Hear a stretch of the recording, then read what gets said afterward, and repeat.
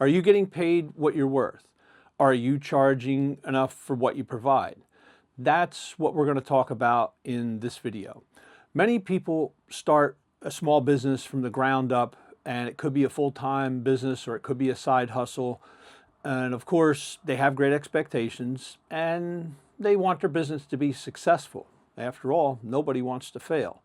One of the first obstacles we're met with is, am I charging enough for what I provide? And I call it self-worth. Are you confident with your self-worth? And this is definitely a valid question. And oftentimes in our mind, the answer is very vague in most cases. So while I'm posting this video on my photography channel, this video really is for anyone who's just started a small business or thinking about starting a small business or getting into side hustle, or if you know someone getting into side hustling or starting a small business, share this video with them. It might help them out.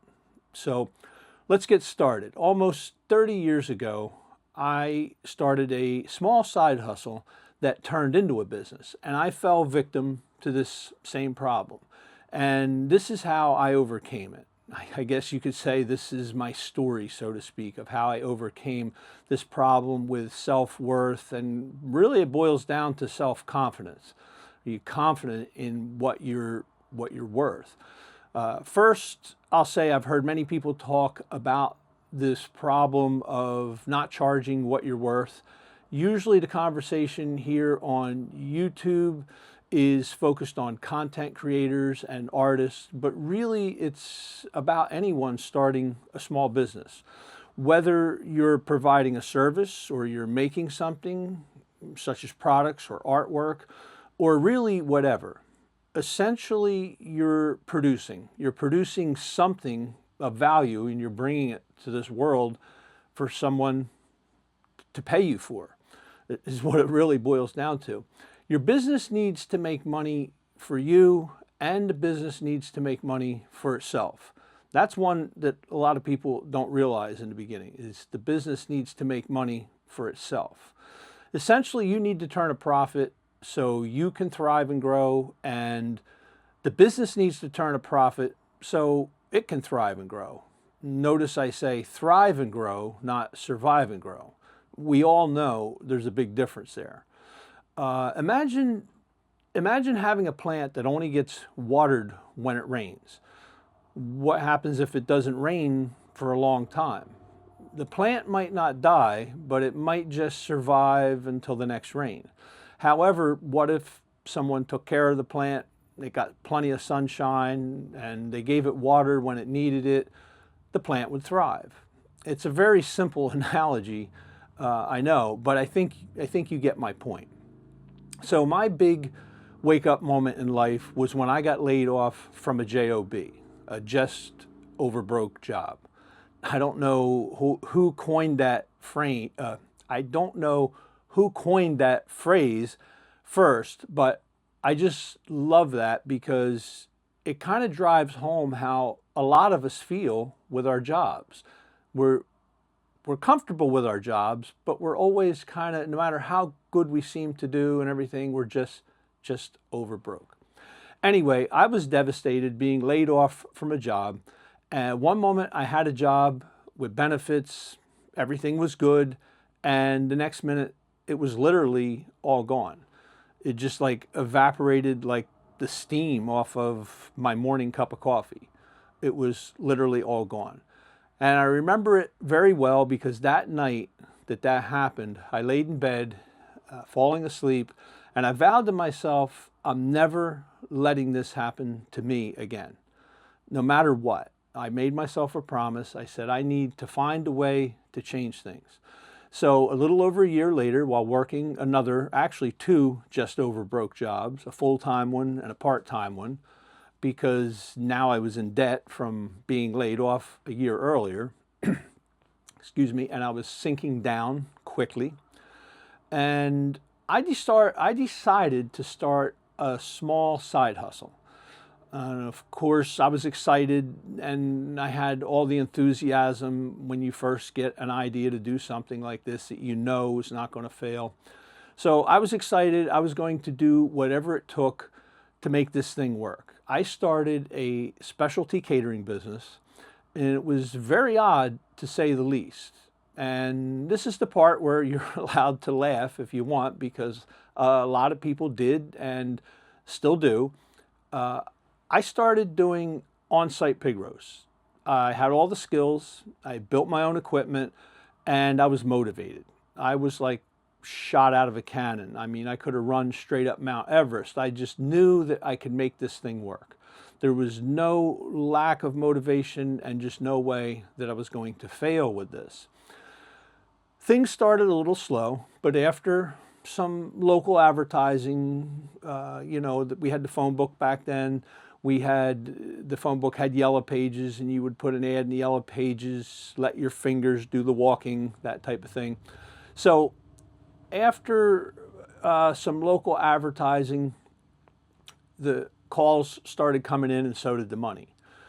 And after a year or so, things were going good, going okay, I should say. And I was making money. But I was like that plant that wasn't getting enough water. I could never make enough to get up to the next level. I would make a decent amount of money, and then I would just struggle. And money was coming in. I didn't know what was wrong. And then this happened to me. A local caterer started to subcontract me to do on-site pig roasts for his customers. He was a really cool guy, and I was getting lots of work from him. His name was Craig, by the way.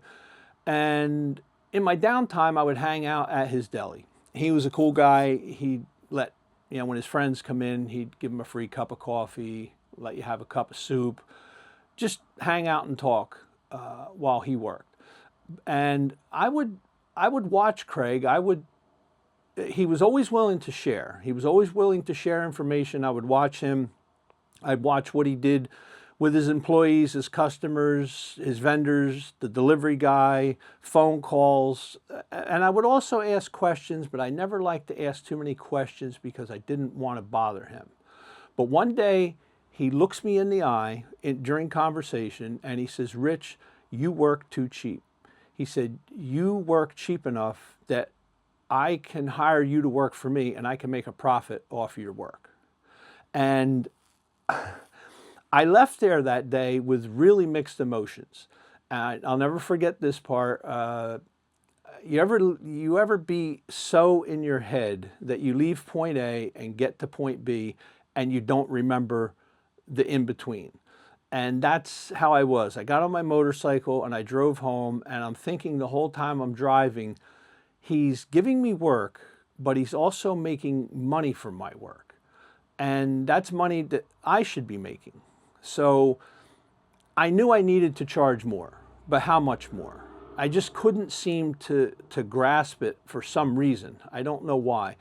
And I didn't want to overcharge. I didn't want to charge myself out of business. I have seen people occasionally do that. Anyway, a week or so had passed, and I was hanging out again at his deli, drinking coffee, when he answered the phone, and it was a very prominent, well-known country club. It was the chef from the country club, and he was looking for an on-site pig roast for one of the members of the club. It would be like a 200-person event, and it would be a pretty good money-paying job.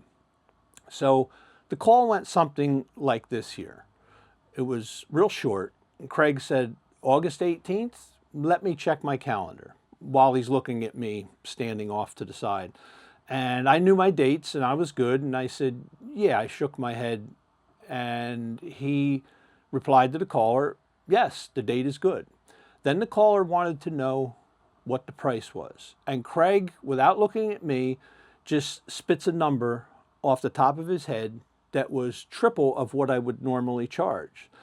And I literally almost spit my coffee out of my mouth. I couldn't believe it. And I didn't even pay attention to the rest of the phone call. All of a sudden, he was off the phone within about a minute or so. He hung it up, and that was it. It was a done deal.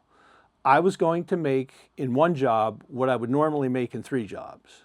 And I literally, everything tripled. And that was the day that I started charging what I was worth, and I never looked back. I literally had to have somebody grab me by the back of the head and show me, this is how you do it. And I watched him do it right in front of my own two eyes. It was that simple. And it was also embarrassing, really. To be honest, it was embarrassing in the end. Leaving there that day, I'm riding home on my motorcycle again, and I'm happy, very happy. But at the same time, I'm like, you're so, like, why didn't I do this? So anyway, so I've told you how I overcome the problem, but now I'm going to tell you why, in my opinion, I think so many people starting out in business have this problem, now that I can look back at it. And it pretty much can be boiled down to one thing, and that is lack of business skills. Remember, I came from the job mentality, the just over broke mentality. Sure, I had all the enthusiasm, the drive, and the equipment and the skill to do a catering job. I had the vision. I knew exactly what I needed to do. There was nothing that could stop me. However, I seriously lacked business skills. And business skills are like the peripheral. You can look straight ahead. You know exactly what you got to do, but there's this stuff over here that you lack, and you you don't really see it, you don't pay attention to it, and it greatly hinders you. So also, aside from my pricing my self-worth too low, I lacked other business skills such as phone etiquette and how to write emails that didn't look like text messages that came from a third grader. And with time and perseverance, I overcame those obstacles too. That wasn't quite as bad. The big question for you is, how do you find your self-worth? For me, I was extremely lucky to have someone wake me up, practically, almost just embarrass me and show me right in front of me. But that was someone that came, in the form of networking in the industry that I was in. And in my opinion, that truly is the answer. You need to find people you can network with in the industry that you're in or the same line of work that you're in, and network with people who are successful at what they do and learn from them as much as you can. My friend Craig, he was an extremely successful chef in the catering business world, and he had, aside from the deli and all that stuff, the food part of it, he had contracts with country clubs and events and different things. And he was just, an extremely successful guy that was willing to share information. He was very, just a good-hearted, down-to-earth person. And unfortunately, he's not with us anymore. He left this world way too soon, way too young, as many of the good ones seem to do. However, many people struggle with self-worth on a personal level. So it's not surprising to see people struggle with self-worth on a professional level. I've noticed this, again, in hindsight and looking back, it's quite common to see people struggle with it. The bottom line is that if you're producing something something that your customers pay for, you need to get your fair share. Get around people who've already walked down the road get around people that are on the road that you're getting ready to enter onto. That you're starting here and they're way down there. There are many hills past you. You can't see them, and they're successful, but they've already walked or went down this road that you're getting ready to go down. So I think that really, again, in my opinion, that truly is the answer. Get around successful people in your industry and learn as much as you can from them, however you can. And then do the right thing and help others as they enter their journey. And that's why I'm making this video. Just trying to give out a little bit of this information that I learned. I didn't read it anywhere. I didn't watch a video. I had another live person show me, this is how you do it. And even if this information only helps one person, it would make me extremely happy. Life is tough, sometimes we make it tougher than it needs to be. After all, we're only human. That's really all I can say about it. Hey, thanks for watching, and if you like this video, please share it, hit like, come back again, and most of all, have a great day. Thank you.